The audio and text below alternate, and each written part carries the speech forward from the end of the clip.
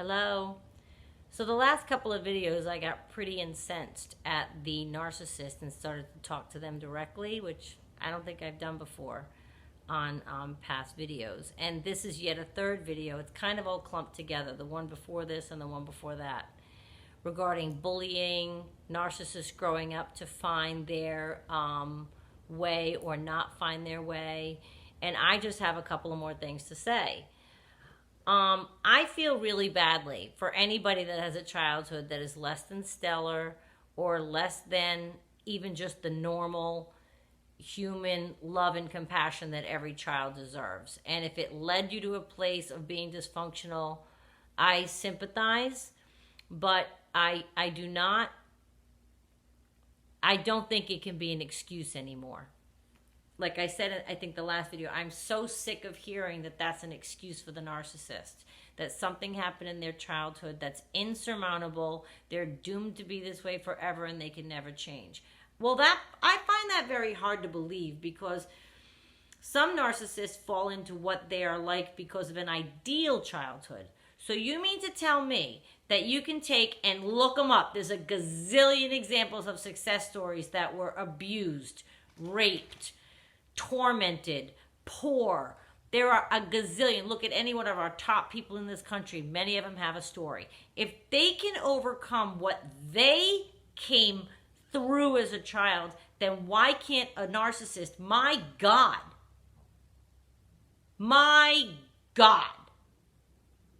What the heck happened to them? It's insurmountable.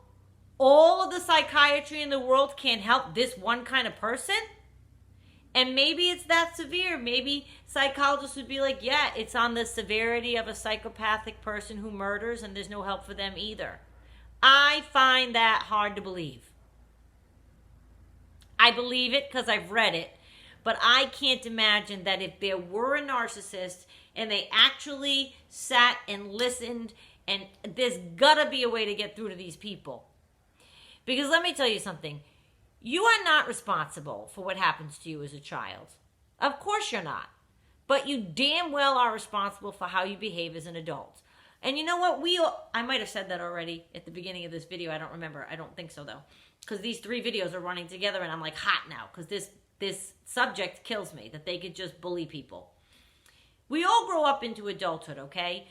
Say you become a parent. It is a normal course of action to pick and choose from different parents you've had, seen, whatever, that you do want to bestow upon your child, and pick and choose what you don't want to bestow upon your child. If you notice that one of the things you don't want to bestow upon your child is a family history of dysfunctional yelling or whatever, the healthy people work through that and don't do that to their kids.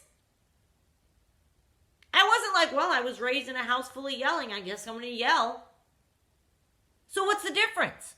That was my childhood, all my childhood. We're yellers. I said that before in my family. Professional ones. We could sell tickets. I still broke the chain.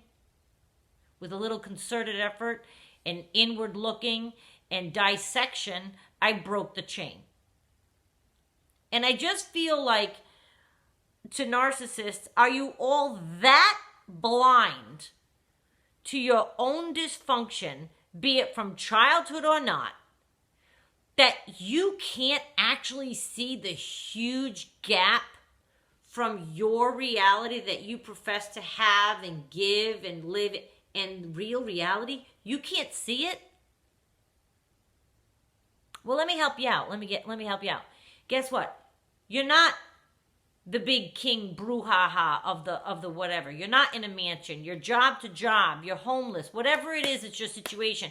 And there are many narcissists who are professionally all that in a bucket of chicken. And they have all the money in the world. So they think, yeah, I got it going on. There's nothing wrong with me. Look at your personal life. What do you mean? I have a lovely wife at home. I have 3 healthy... What are you doing on the side? Even if you're doing things and it's not known to anybody else because you're a really good secret keeper, that's a messy life. It's a messy life. It's not a good life. It's not going to bring you peace. I'm not anxious about it at all. I'm at peace every day. Well, wow. I really commend you then in being that callous and that cold-hearted and that much of a snake, because that's what that is. If you can look in the face of all of this education and continually not take any responsibility for how the mess around you is playing out, then there's nothing left for you but pity. Pity. I said to my ex-narcissist once, I said, you know, I looked at your adult son's face when he looked at you. And he's mortified at your behavior. I could just see it in his face. Maybe I was imagining things, but I could just see. He tries to do like the shy, wry laughter and whatever with his dad. And I'm thinking, if my dad ever behaved the way I would be mortified. And I, as an adult, would be taking my parent aside going, what are you doing in life? And I would question the parent to death as the adult child and say, I don't understand. Explain it to me. Oh, she's no, she's not crazy, Dad. I met her. She's a very nice person. What happened? You said you loved her. You were all up in it. You loved it. And then what happened? It's got to be an explanation. Tell me what happened. I think if more people call the narcissists out on their behavior, and I don't mean you in the relationship, it could be tenuous, it could be dangerous, it could be scary for you to do that. But if other people in their lives, they've got to see it. They've got to see their parent or their child or their sibling or their introducing one partner after another, or this partner is great, then all of a sudden they're gone and now they wait. That's got to be messy looking in the world of living. So you're an adult person and you never have a steady plus one. So you go somewhere and you're with all your adult friends and there's 8 couples and they've all been together 20 years or 10 years or 5 years, depending on your age. And you're there alone, which you prefer so you can charm everybody, even if it's another person's spouse or girlfriend. Or you're there with somebody that you just met. Aren't you embarrassed at this point to not have something steady in your life? How can you want that to be your life? And how can you be that blind as to how you're not getting something in your life? Well, I don't want that in my life, I guess. And the research shows that they don't want that in their life. They want the messy. They want the cycle. I can't imagine they want the cycle, though.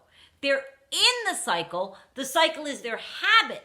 But there's no one from whatever arrested developmental point stopped their development signs up for, hey, guess what? This is the cycle. I want to sign up for that. I want to be a narcissist. Who would? Who would sign up for that? They're having a ball doing it. They're having fun. I challenge you. Don't you want to challenge the research? I would so want to challenge the research and get better and change. Because I know it can't be a glorified place to live inside that cycle. No way on earth. They're all miserable. I've known several of them. They walk around the earth, angry people, and they're miserable. So that's it. You just accept your fate and you have no interest in progressing forth or evolving or learning of another way to be, or not hurting someone's daughter, someone's mother, someone's father, someone's son. Narcissists out there, you're playing with people. So what if one day your karma is that a narcissist plays with your son or daughter and destroys them? Like to picture number 2 that I showed you 2 videos ago. I didn't show you picture number 2, I described it. Where the lady is crying her eyes out. What if that's your karma? That it creeps up on you in that way, and somebody who's exactly like you inflicts themselves upon someone you do love. That alone, that thought alone would snap me right out of it. Well, they can't snap out of it. No, not they can't, and poor them. People snap out of worse things. Look up any triumphant story. People snap out of things all the damn time. I'm so mad at this topic because the more I thought about it like bullying, I became incensed. Because I just can't stand the whole slicing people up left and right. I don't like it. And I'm sorry, I'll say it again. You might have not had a certain ideal thing in your childhood, and you're not responsible for what happened to you in your childhood, but you are damn well responsible for the way you behave as an adult.